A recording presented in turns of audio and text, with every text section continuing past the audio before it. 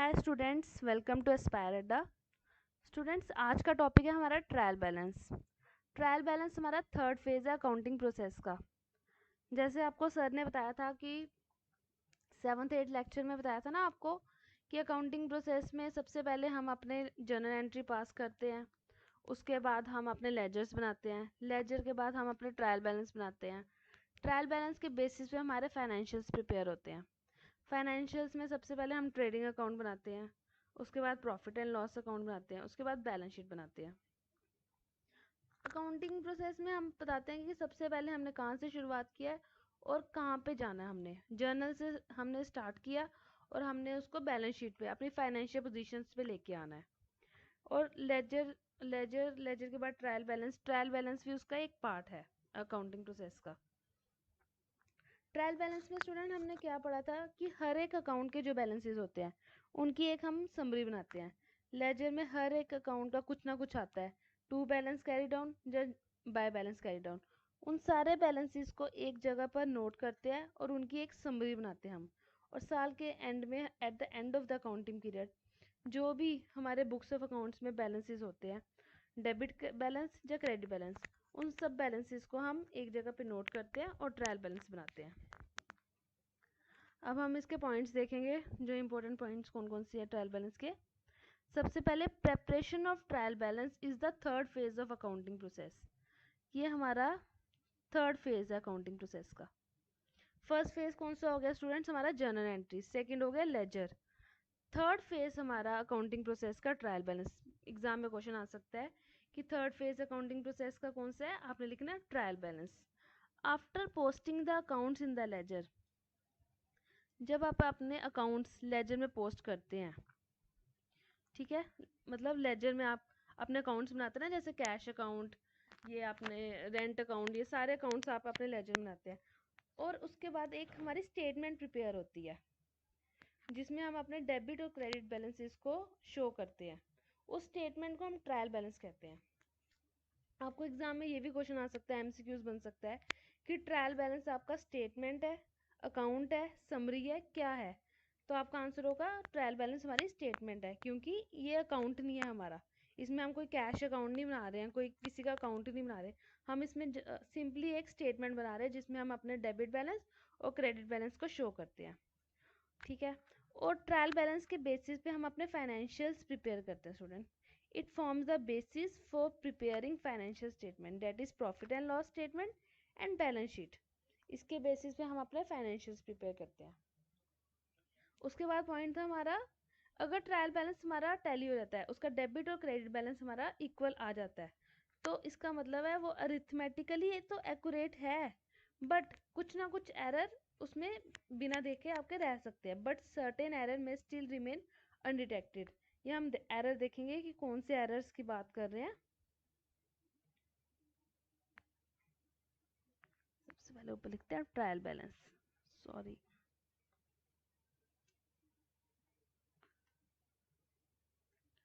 Trial balance. Student, इसका हम format देखते हैं। Serial number, name of account,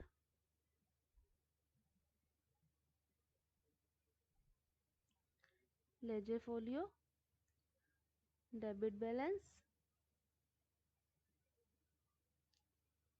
और क्रेडिट बैलेंस, सॉरी।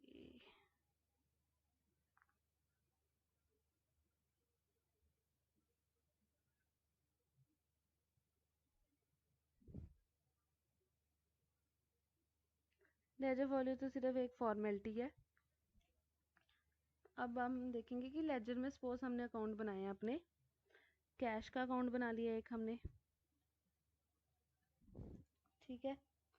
दूसरा हमने फर्नीचर का अकाउंट बनाया है।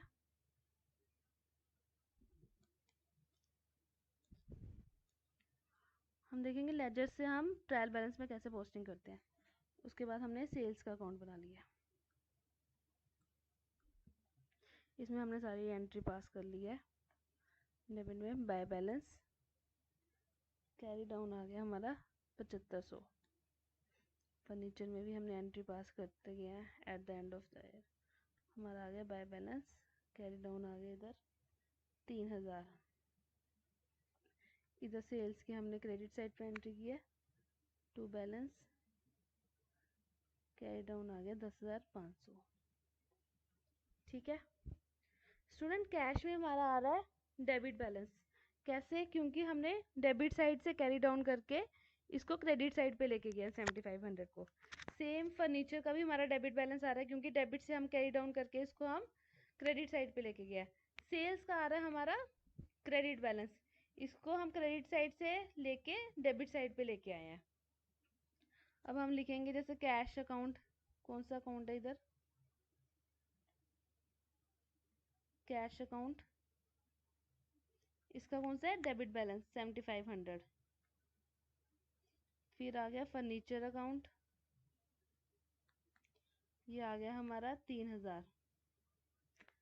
फिर आ गया हमारा सेल्स अकाउंट, इसका क्रेडिट बैलेंस। अब टोटल इसका 10,500, क्रेडिट साइड का इसका भी 10,500। ये टोटल तो आपको मैच कर गया। आप क्या कहोगे, हमारा ट्रायल बैलेंस बिल्कुल ठीक है। अब आपको मैंने बताया ना कि इसमें कोई एरर आ सकते हैं जो हमें पता नहीं चल सकते।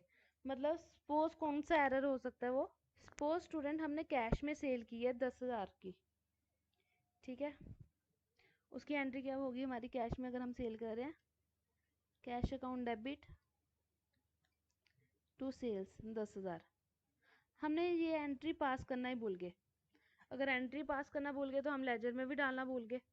ठीक है, लेजर में डालना भूल गए तो हमारा ट्रायल बैलेंस कैसे बनेगा, 10,500 से हमारा कैश शॉर्ट आ रहा है। ठीक है, अगर 10,000 से कैश शॉर्ट आ रहा है हमारा, तो सेल्स भी हमारी 10,000 से शॉर्ट आ रही है। अगर हम इसको पोस्ट करते तो हमारा क्या होता, कैश बढ़ जाता 10,000 से, ये कैश हो जाता हमारा 17,500। कैश कितना हो जाता स्टूडेंट हमारा 17,500। फर्नीचर तो 3,000 ही रहता। सेल्स भी हमारी बढ़ जाती, क्रेडिट साइड पे है 10,000, 10,000 से सेल भी हमारी बढ़ जाती, ये हो जाती हमारी, सॉरी, 20,500। टोटल तो हमारा 20,500 इधर आ रहा है, 20,500 डेबिट साइड पे आ रहा है। टोटल तो हमारा मैच हो रहा है, दोनों केसेस में हमारा मैच हो रहा है। बट हमारे सही कौन सा होता, 20,500 वाला होता सही। ये वाला तो इनकरेक्ट है, मतलब ये वाला एरर हमें दिख ही नहीं रहा था अगर हमने एंट्री पास नहीं की। इसलिए हमें it is very important to carefully journalize. हम पहले जर्नल एंट्री अच्छे से पास करें, उसके बाद हम अपने लेजर्स पोस्ट करें। उसके बाद स्टूडेंट्स हम कुछ रूल्स देखेंगे इसके।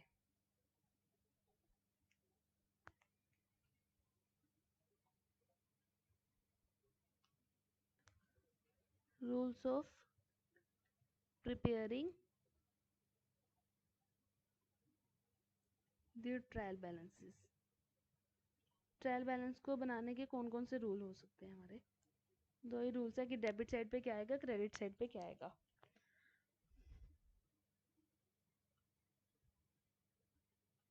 balances of all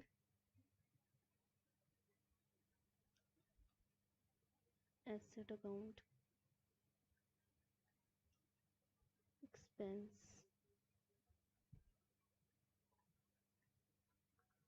losses, drawings, cash and bank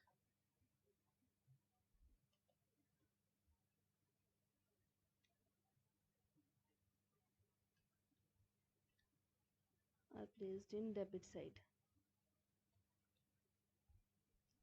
Student,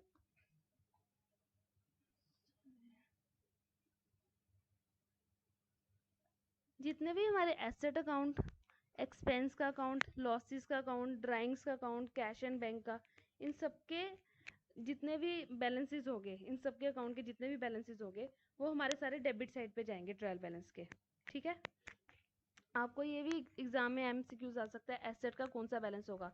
आपने लिखा है एसेट का हमारा डेबिट बैलेंस होगा ट्रायल बैलेंस में। ठीक है, और क्रेडिट साइड पे कौन सी चीजें आएंगी हमारी, क्रेडिट साइड पे आ गई हमारी लाइबिलिटी का अकाउंट, उसका जो बैलेंस होगा, इनकम अकाउंट,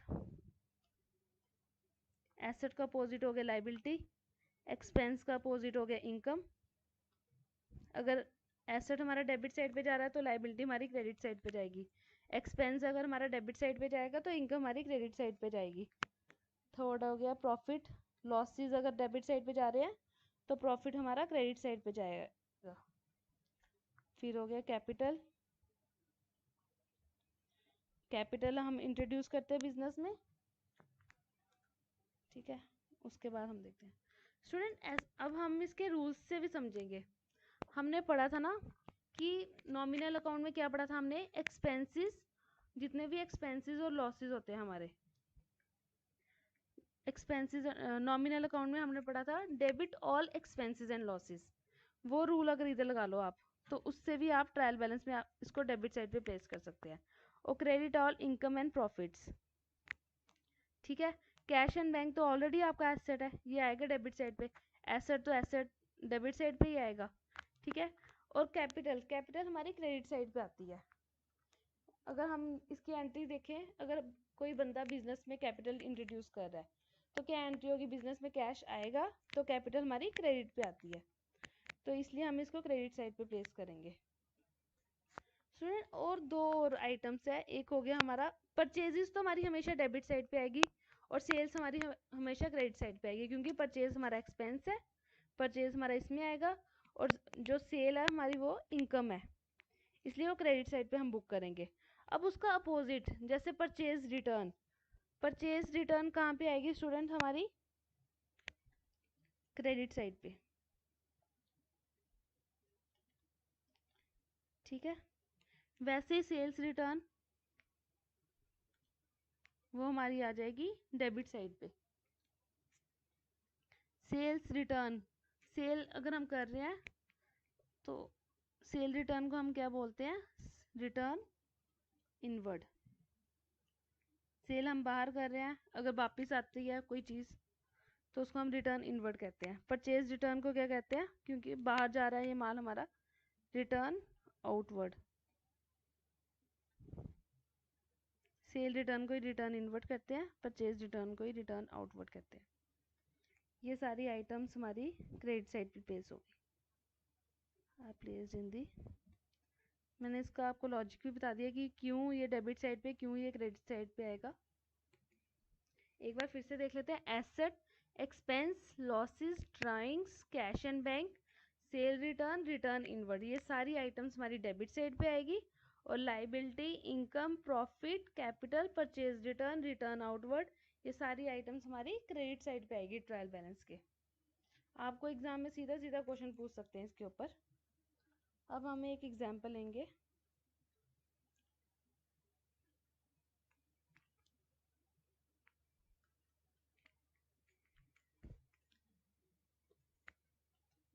कैपिटल आ रही है हमारी 1 लाख की, सेल्स आ रही है हमारी 1,66,000 की, परचेजेस 1,50,000 की, सेल रिटर्न होगी हमारी 1,000 की, डिस्काउंट अलाउड हो गया हमारा 2,000 का, एक्सपेंसेस हो गए 10,000 के, trade receivable, student trade receivable क्या हुआ हमारा, डेटर्स, डेटर्स आ गए हमारे 75,000 के, ट्रेड पेबल्स आ गए हमारे 25,000 के, इन्वेस्टमेंट आ गई हमारी 15,000 की, कैश एट बैंक आ गया हमारा 37,000 का, इंटरेस्ट रिसीव किया हमने ऑन इन्वेस्टमेंट 1,500, और इंश्योरेंस पे किया हमने 2,500। अब हम ट्रायल बैलेंस बनाएंगे,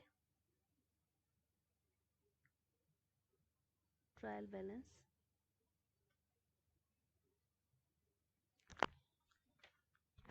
ठीक है। इसमें आ गया डेबिट, इसमें आ गया आपका क्रेडिट।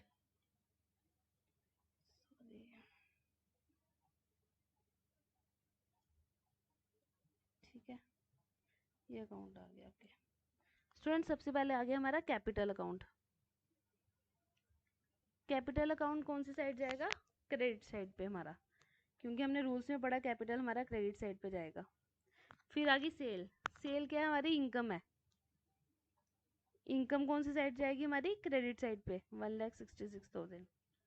फिर आ गया परचेजेस। परचेज हमारा क्या है? एक्सपेंस। Debit all expenses, 1,50,000। फिर सेल रिटर्न। सेल अगर हमारी क्रेडिट साइड पे जा रही है तो सेल रिटर्न हमारी अपोजिट है, वो कौन सी साइड आएगी? हमारी डेबिट साइड पे, 1,000। फिर आ गया हमारा discount allowed. Student discount allowed हमने पढ़ा था, ये हमारा क्या है? एक्सपेंस है। डिस्काउंट अलाउड हमारा एक्सपेंस है, तो रिसीव हमारी इनकम है। ये हमने उसमें भी पढ़ा है अपने कैश अकाउंट में। डिस्काउंट अलाउड हमारे हमेशा डेबिट साइड पे आएगा। कितना है? 2,000 रुपीज़। एक्सपेंसेस, उसके बाद आ रहा है expenses, debit all expenses, 10,000। Trade receivable. Trade receivable क्या है? डेटर। डेटर क्या है? हमारे एसेट्स। एसेट्स कौन सी साइड आएंगे? हमारे डेबिट साइड, 75,000। ट्रेड पेबल्स क्या है? हमारे क्रेडिटर्स।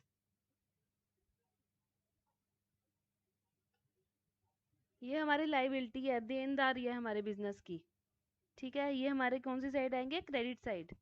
लाइबिलिटी हमने लिखा है क्रेडिट साइड पे आएगी हमारी सारी, 25,000। फिर इन्वेस्टमेंट। स्टूडेंट इन्वेस्टमेंट का हमने कंसेप्ट पढ़ा था, ये हमारे एसेट्स होते हैं लॉन्ग टर्म, क्योंकि जब हम इन्वेस्टमेंट करते हैं उस टाइम हम देखते हैं अपनी हमारी इंटेंशन क्या है। अगर तो हमने इसको 1 ईयर के बाद रियलाइज करना है तो हम इसको लॉन्ग टर्म में क्लासीफाई करेंगे, अदरवाइज ये हमारे करंट एसेट है, तो हमारे एसेट ही ना ये। तो एसेट हमारे कौन सी साइड आएंगे? डेबिट साइड पे, 15,000। कैश एट बैंक, ये भी हमारा एसेट है। एसेट कौन सी साइड आएंगे? हमारे डेबिट साइड।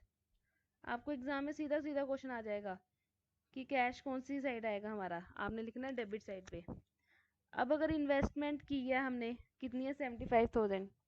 ठीक है, इसका इंटरेस्ट अगर हम स्टूडेंट रिसीव कर रहे हैं, वो हमारी क्या है? इनकम है हमारे बिजनेस की।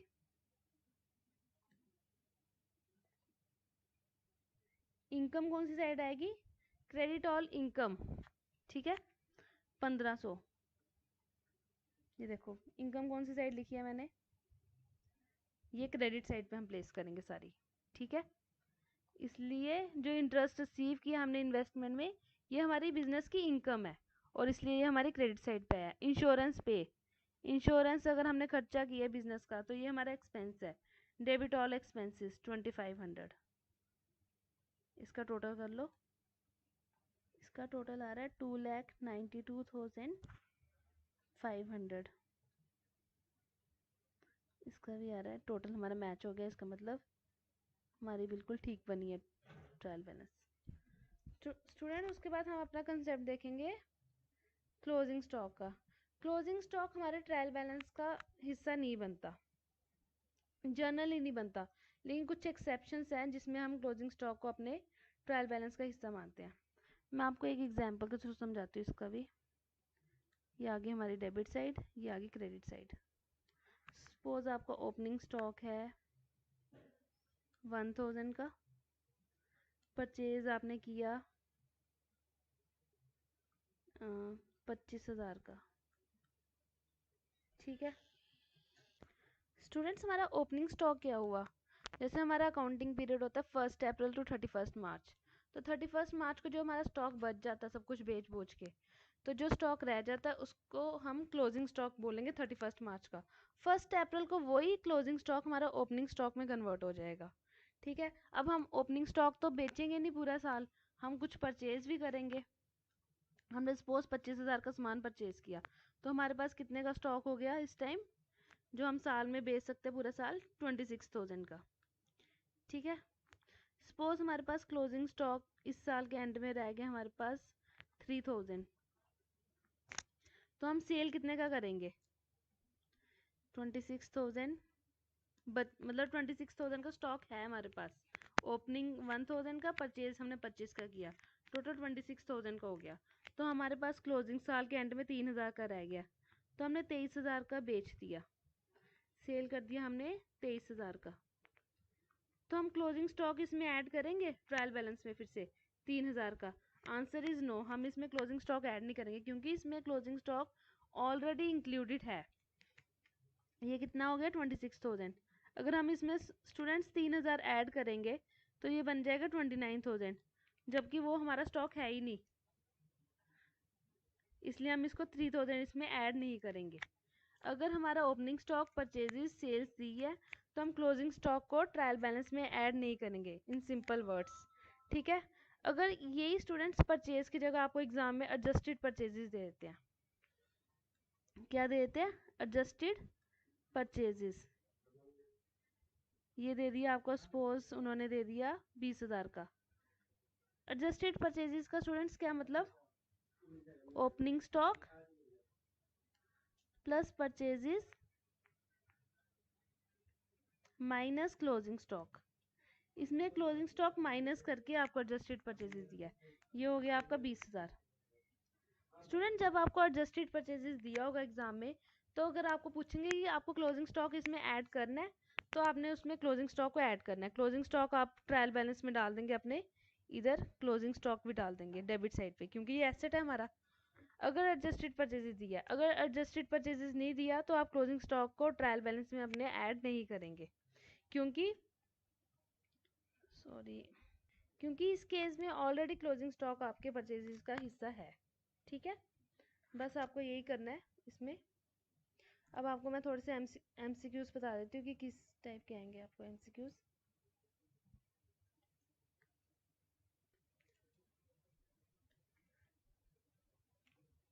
Trial balance is A option, इसमें आपको दिया होगा एक स्टेटमेंट है ये। सेकंड ऑप्शन है समरी। थर्ड आ जाएगा अकाउंट है। थर्ड है, फोर्थ है नन ऑफ दिस। आपका आंसर क्या होगा? ट्रायल बैलेंस हमारी एक स्टेटमेंट है। सेकंड एमसीक्यूज आ गया स्टूडेंट आपका, एसेट शोज अ, एसेट कौन सा आपका बैलेंस शो करता है student? Debit balance, credit balance. Third option होगा आपका डेबिट और क्रेडिट, फोर्थ होगा नन ऑफ दिस। आपका आंसर क्या होगा इसमें? एसेट हमेशा हमारा डेबिट बैलेंस शो करता है। थर्ड एमसीक्यूज आपका हो गया प्रेपरेशन ऑफ ट्रायल बैलेंस, मतलब ट्रायल बैलेंस को बनाना कंपलसरी है, इसका एक ऑप्शन हो जाएगा कंपलसरी है, बी हो जाएगा ऑप्शनल है, सी हो जाएगा बोथ है, डी हो जाएगा नन ऑफ दिस। तो इसका आंसर होगा आपका ऑप्शनल है, क्योंकि ट्रायल बैलेंस को बनाना कंपलसरी नहीं है, इसके बिना भी आपके फाइनेंशियल प्रिपेयर हो सकते हैं। ट्रायल बैलेंस को मेन बनाने का मकसद है कि आपको एक्यूरेसी का पता चले, अपनी अरिथमेटिकली एक्यूरेसी है कि नहीं, ठीक है। Fourth MCQ, preparation of trial balance helps in, student preparation of trial balance helps in, ये मैंने आपको बताया था ना कि ट्रायल बैलेंस बनाने के लिए क्या हो, मतलब क्या बेसिस है इसका। इसका आंसर होगा प्रिपरेशन ऑफ फाइनेंशियल स्टेटमेंट। हमने पढ़ा था trial balance form the basis for the preparation of financial statement. Trial balance के बेसिस पे हम अपने फाइनेंशियल्स प्रिपेयर करते हैं। इसमें आपके दूसरे ऑप्शन है जजिंग द फाइनेंशियल पोजीशन, एक ऑप्शन है location of error of all types, या नन ऑफ दिस। इसमें आएगा आपका प्रिपरेशन ऑफ फाइनेंशियल अकाउंट्स। आपको फाइनेंशियल अकाउंट्स को बनाने के लिए ट्रायल बैलेंस आपको बेस देता है कि आप अपने फाइनेंशियल्स को प्रिपेयर कर सकें। स्टूडेंट इस टाइप के एमसीक्यूज आपको पूछ सकते हैं। एक एमसीक्यूज ये भी आ सकता है कि डेबिट बैलेंस में ट्रायल बैलेंस के क्या आएगा, कैश इन हैंड, क्रेडिटर्स, जहाँ मतलब और ऑप्शन दे सकते हैं, तो आपको इसका आंसर देना कि cash in hand, debit balance में कैश इन हैंड आएगा। क्रेडिट बैलेंस में कैपिटल, ये वाली सारी चीज़ें आपको रूल्स आपको अच्छे से लर्न करने हैं, क्योंकि इस पे डायरेक्ट क्वेश्चन आपको वो पूछ सकते हैं। ट्रायल बैलेंस स्टूडेंट्स आज का बस इतना ही टॉपिक है। Thank you.